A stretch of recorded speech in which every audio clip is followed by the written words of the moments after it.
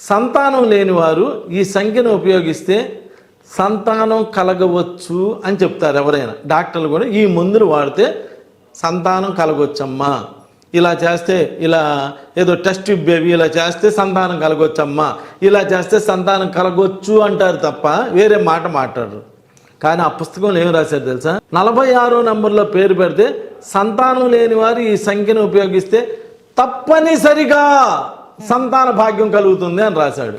నేను ఆమెకు ఆ నంబర్ పెట్టా, సంతానం ఇలా కొన్ని వందల వేల మందికి పెట్టా, అందరికీ పిల్లలు కలిగారు. రెహమాన్ గారి దగ్గరికి వస్తే సంతానం లేని వాళ్ళకి తప్పనిసరిగా సంతానం కలిగిద్దని అదొక మౌత్ పబ్లిసిటీ అయిపోయింది.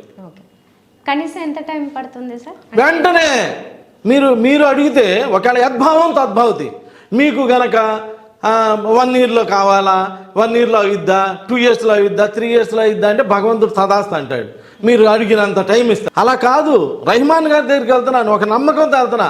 ఆయన నాకు చేసేదేం లేదు, నేను ఏదో ఇచ్చే ఫీజుతోటి ఆయన పిల్లలు కడుపు నింపుకుంటారు, అంతేగాని ఆయన చేసేదేం లేదు.